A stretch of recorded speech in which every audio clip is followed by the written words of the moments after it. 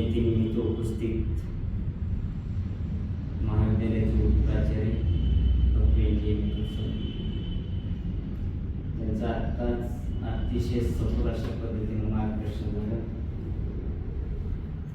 आपले सर्वांचे प्रिय प्राध्यापक भारती सर, व्यासपीठावर उपस्थित असलेले कनिष्ठ महाविद्यालयाचे पर्यवेक्षक प्राध्यापक गोळगावे सर, HSPCचे पर्यवेक्षक प्राध्यापक गायकवाड सर आणि आपण सर्वजण प्राध्यापक बंधू भगिनी,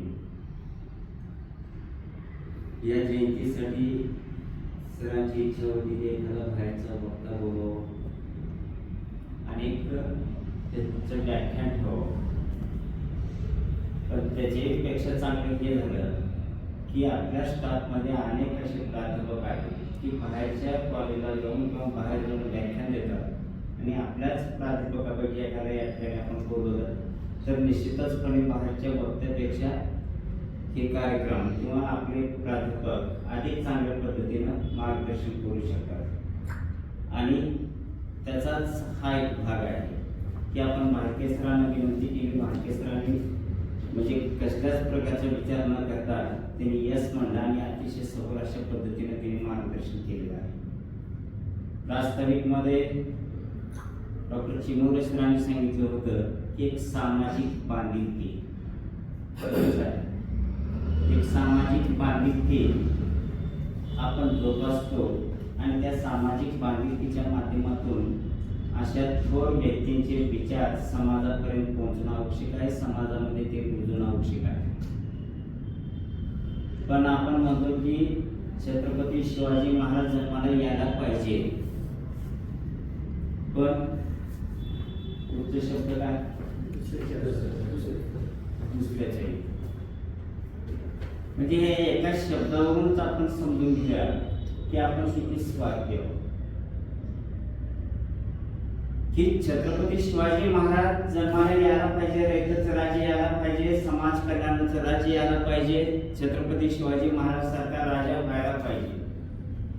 पण एकंदरीत छत्रपती शिवाजी महाराजांचा जो काही इतिहास आम्ही पाहतो, जो काही इतिहास आम्ही वाचतो, त्या इतिहासावरून आमचे हे ठरलेलं आहे की जन्माला यायला पाहिजे पण दुसऱ्याची.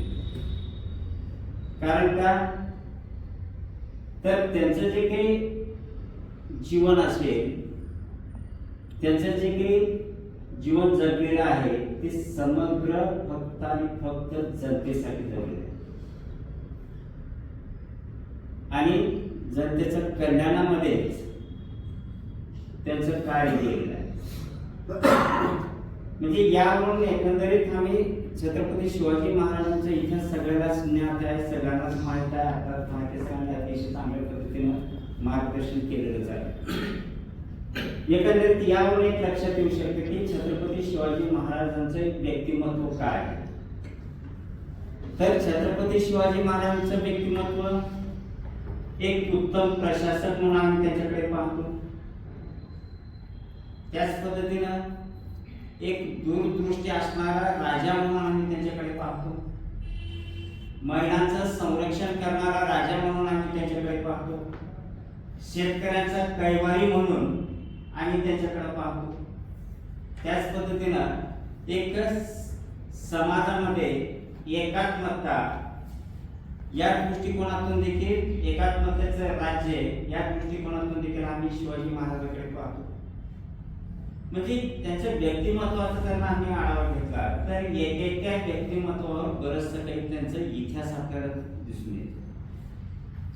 एक उत्तम प्रशासक, त्याने आपल्या प्रशासकीय कार्यामध्ये किंवा आपल्या कारभारामध्ये कधी जात धर्म याचा विचार न करता ज्याच्याकडे जी गुणवत्ता आहे अशाच व्यक्तींची निवड त्यांनी केलेली आहे. म्हणजे त्या ठिकाणी जात महत्वाचं नाही, त्या ठिकाणी धर्म महत्वाचा नाही. एक दूरदृष्टी पाहिलं तर त्यांचा अलीकडचा विचार न राहता त्यांचा पुढचा विचार, आता सरांनी सांगितलं की हिंदवी स्वराज्याची स्थापना समग्र हिंदुस्थान भारतामध्ये व्हायला पाहिजे, म्हणजे ही त्यांची दूरदृष्टी. म्हणजे अशा पद्धतीनं शिवाजी महाराजांच्या बाबतीत म्हणजे सगळ्यांनाच त्याचं ज्ञान आहे.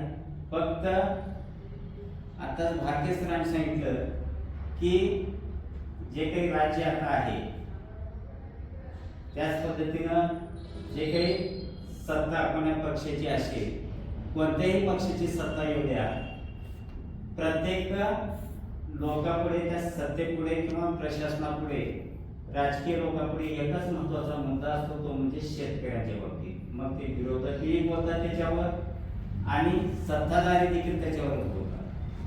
सत्ता उपभोग घेतल्यानंतर त्यांनीच आवाज उठवतात, शेतकरी धोक्यात आहे, शेतकऱ्याला न्याय मिळत नाही, शेतकऱ्यांचा धान्याला किंमत नाही.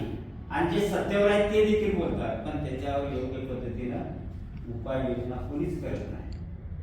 कारण राजकारण ह्या एका शब्दावर चाललेलं असतं. राजकारण म्हणजे शेतकरी जगला पाहिजे. मोठमोठे व्यासपीठ असतात, मोठमोठे व्यासपीठावर शेतकऱ्यांच्या बाबतीत खूप मोठ्या प्रमाणात आश्वासनं देखील दिली जातात, पण त्याच्या आश्वासनाची पूर्तता होऊ शकत नाही. आणि आश्वासनाची पूर्तता न झाल्यामुळे हा मुद्दा कायमस्वरूपी हा मुद्दा राहणारच आहे. एक समस्या म्हणून हा मुद्दा राहणारच आहे. मग पाठीमागचे राज्यकर्ते असतील किंवा पाठीमागचे राज्य करणारे पक्ष असतील किंवा येणारे सत्तेवर येणारे जे काही पक्ष असतील, प्रत्येक पक्षापुढे हा मुद्दा असणारच आहे. कारण याच मुद्द्यावर त्यांचं राजकारण चाललेलं असतं. पण आम्ही या बाबतीत कधी शिवाजी महाराजांच्या तत्वांचा आधार आम्ही केला का? शिवाजी महाराजांचं तत्व शेतकऱ्यांच्या बाबतीत त्यांनी जे काही विचार मांडलेले आहेत ते विचार खरंच आम्ही समाजामध्ये रुजवला आहोत का? म्हणजे हा एक प्रश्न आहे. जर आपण या पद्धतीने शिवाजी महाराजांनी जे काही तत्व सांगितलेले असतील, शिवाजी महाराजांनी जे काही तत्व समाजाला दिलेले असतील, तर त्या तत्वांचं तंतोतंत पालन आम्ही केले का? हा एक प्रश्न आहे महत्त्वाचा. कारण आज आम्हाला शिवाजी महाराज पाहिजे, आज आम्हाला रयतेचा राजा पाहिजे, आज आम्हाला शेतकऱ्यांचे हित लक्षात घेणारा राजा पाहिजे, पण तो राजा आज आम्हाला दिसून येत नाही. तर अशा जयंतीच्या माध्यमातून अशा थोर विचारांचे म्हणजे जे काही थोर राजे महाराज विचार असतील किंवा महान व्यक्ती असतील, अशा व्यक्तींचे विचार आज समाजाला गरजेचे आहेत. आणि त्यांच्या विचारावर जर आपण कार्य केलं तर निश्चितचपणे आपण जयंती सारखे केल्यासारखे एक सार्थक होऊ शकेल. तर या ठिकाणी आपण सर्वजण उपस्थित राहिला त्याबद्दल आपल्या सर्वांचं मी महाविद्यालयाच्या वतीनं स्वागतही करतो आणि अभिनंदन देखील करतो. आणि त्याच पद्धतीनं गणेश